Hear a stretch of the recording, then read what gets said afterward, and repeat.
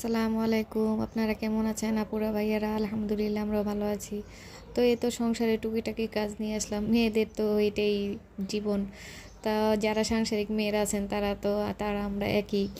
তো এই রান্না বান্না ঘর সাজানো বাস এগুলি ছেলে মেয়ে দেখাশোনা এগুলি করাই দায়িত্ব। তারপরও তার বাইরেও কিছু অনেক মেয়েদের অনেক শখ থাকে, কথা থাকে বা অনেক কিছুই থাকে। যদি সে কথা বলার জায়গাটা যদি হয় আপন, আর কিছু সম্পর্ক আছে যে আপনের রক্তের সম্পর্ক তত একটা থাকে না। তা যে মনের কথা বোঝে, মনের ভাব বোঝে, তাকেই আমরা মনে করি আপন। তারাই প্রকৃত বন্ধু। সময় দেখবেন যে আপন মানুষ, রক্তের মানুষও অনেক সময় মনে আঘাত দেয়, তারপরে অনেক শত্রু হয়ে দাঁড়ায়। আবার দেখবেন অনেক দূরের মানুষও মনের সাথে মিল হয় কিংবা অনেক মায়া ভালোবাসা থাকে, দূরের মানুষও আপন হয়ে যায়। তো দুনিয়ার মধ্যে বাঁচতে গেলে মনে করেন ভালো মন্দ সব কিছু মিলে এই দুনিয়াতে বাঁচতে হয়। তো বাকিটা আল্লাহ ভরসা।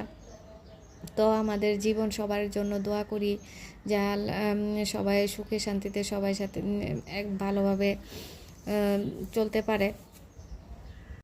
কি কারো কাছে কোনো কিছু মানে যদি আশা করবেন, তার মানে কোনো করবেন, তখন নিজে কষ্ট বেশি পাইতে হয়।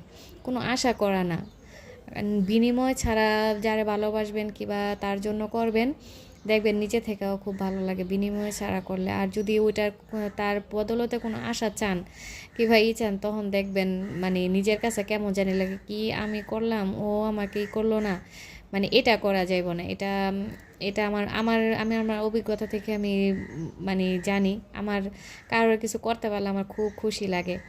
আছে না যে আমার এত টাকা, মানে আমার কাছে এখন 1,000 টাকা আছে, আমি কারোর একটু খুশি করতে পারলে এর থেকে অর্ধেক আমি দিয়ে দিতে পারি।